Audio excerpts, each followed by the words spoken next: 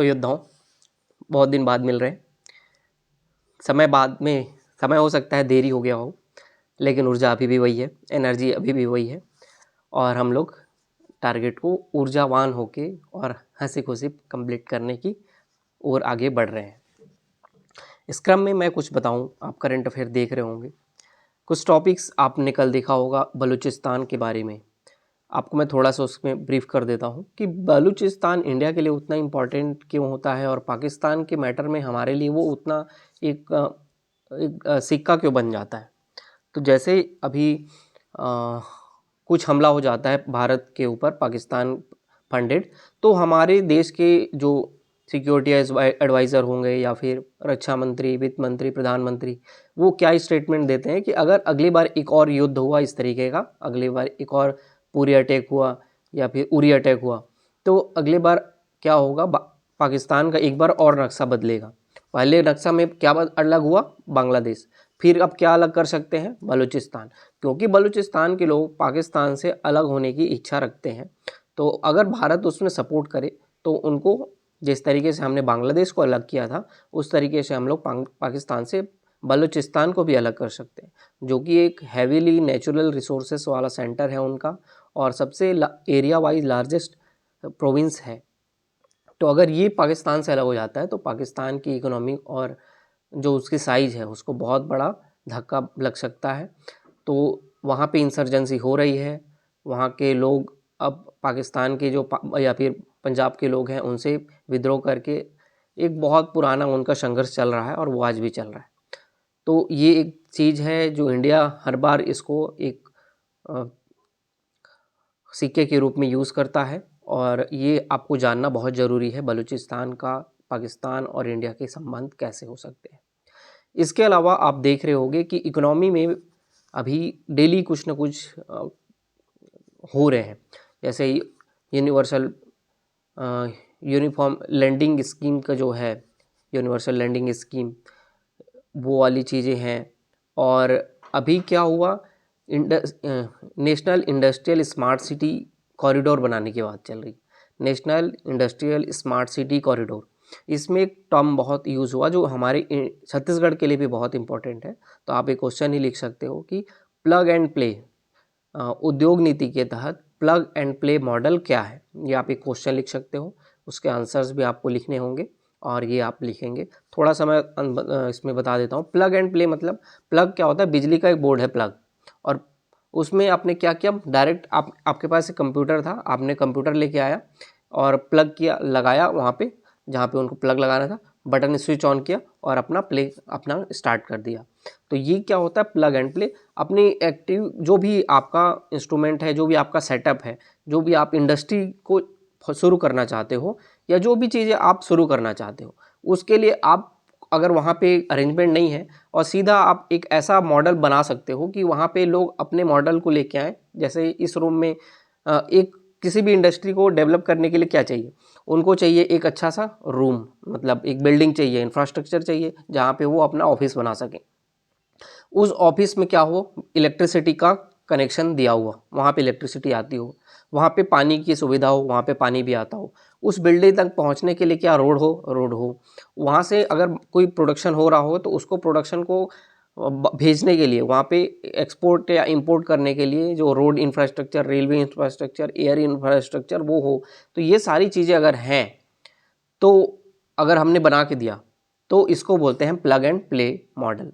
अब आपको कुछ भी नहीं करना है, अब आपको क्या करना है, एक ऑफिस जहाँ पे आपको, हम बोल रहे हैं कि अगर रायपुर में ऑफिस बनाना है तो आप अपना पूरा सेटअप लेके आओ ऑफिस में, और ऑफिस में आप अपना प्लग लगाओ और अपना मॉडल शुरू करो। कल से ही अपना ऑफिस शुरू कर दो। आपको यहाँ पे आके ऑफिस बनाने की, बिजली कलेक्शन लेने की, वाटर के लिए रोड इंफ्रास्ट्रक्चर, रेलवे इंफ्रास्ट्रक्चर बनाने की कोई ज़रूरत नहीं।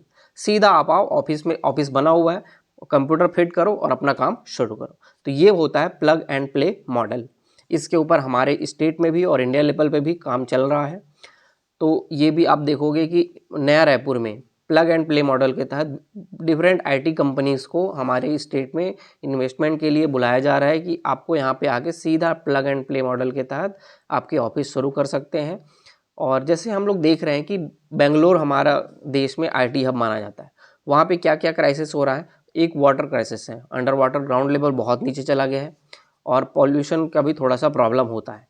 तो ये कुछ अगर लोगों की बेसिक नीड्स हैं, पानी पीने के लिए, नहाने के लिए चाहिए होता है, तो अगर वो भी नहीं हो पाता है तो वहाँ पे सस्टेनेबल डेवलपमेंट नहीं हो सकता। धीरे धीरे क्या होगा, वहाँ से इन्वेस्टमेंट बाहर आना शुरू हो जाएगा।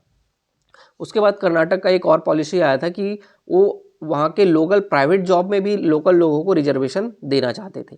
तो अगर कंपनी को टैलेंट, प्राइवेट कंपनी को क्या चाहिए, टैलेंट चाहिए, वो रिजर्वेशन नहीं देखता, उसको सोसाइटी के डेवलपमेंट से भी उतना मतलब नहीं है, उसको सिर्फ प्रॉफिट से मतलब होता है।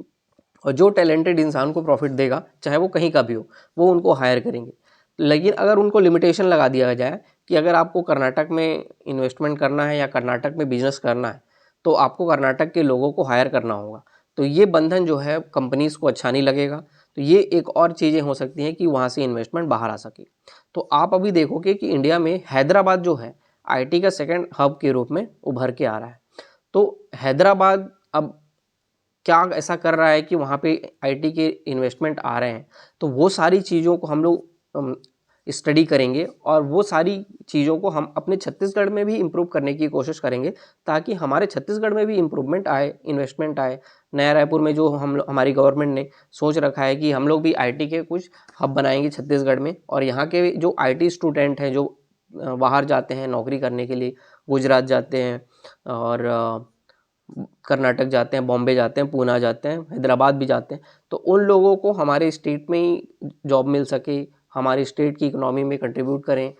तो ये सारी चीज़ों को हम लोग भी देख रहे हैं और हम लोग भी आईटी सर्विसेज को छत्तीसगढ़ में डेवलप करने की कोशिश करने के लिए प्लग एंड प्ले मॉडल के तहत नया रायपुर में कुछ इंफ्रास्ट्रक्चर जो भी चीज़ें हैं वो बनाने की कोशिश कर रहे हैं।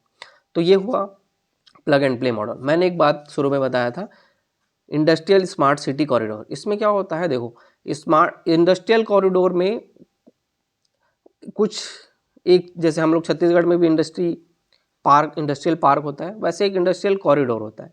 जैसे अगर आपने इंडस्ट्री को डेवलप करने के लिए रॉ मटेरियल चाहिए होता है, रॉ मटेरियल के बाद उसको प्रोड्यूस करने के लिए एक ह्यूमन स्किल, मैन पावर की ज़रूरत होती है जो उसको प्रोड्यूस करे, एक मशीनरी की ज़रूरत होती है, और उसके लिए लैंड सस्ता होना चाहिए और लेबर फोर्स भी सस्ता मिल जाना चाहिए, वहाँ पे पानी की अच्छी सुविधा होना चाहिए, रोड इंफ्रास्ट्रक्चर अच्छा होना चाहिए, सामान को लाने ले जाने के लिए लोकल कुछ प्रॉब्लम ना हो, लोकल लोगों के विद्रोह ना हो, ये सारी चीज़ें की ज़रूरत होती है।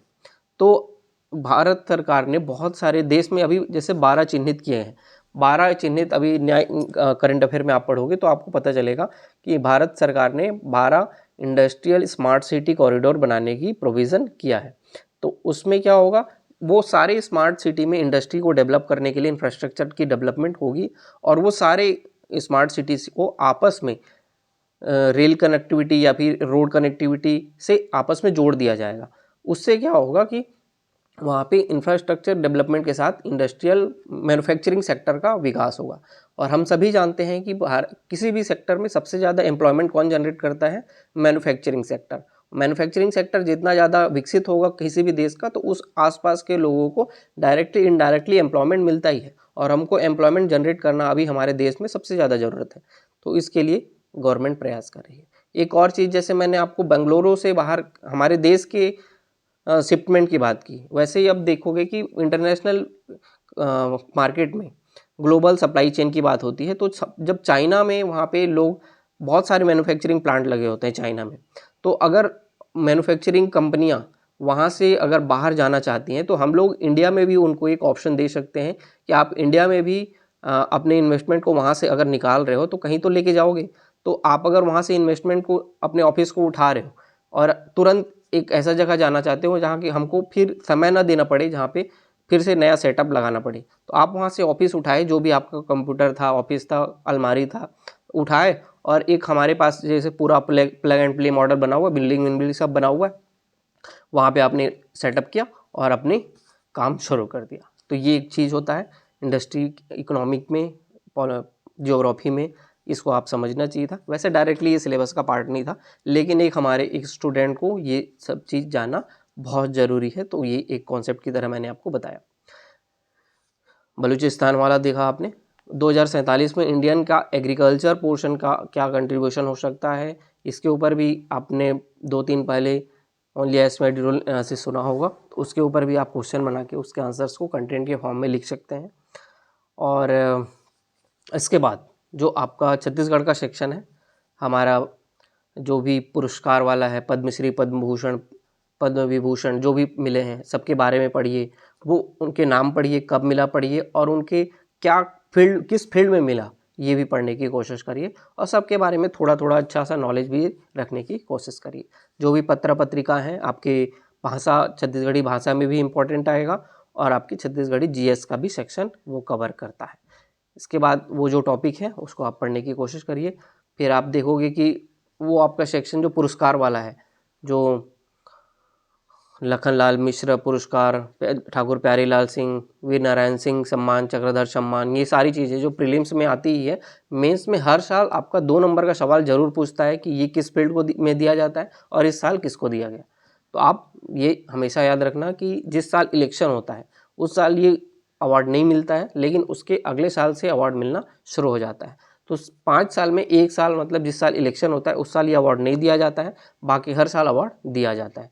तो आप उस कौन सा फील्ड में दिया जाता है, किस कौन से साल से दिया जा रहा है, पहली बार किसको मिला था और लास्ट टाइम किसको मिला है, ये बस आपको पता कर रखना है। और सभी साल के आपको डाटा पता नहीं रखना है।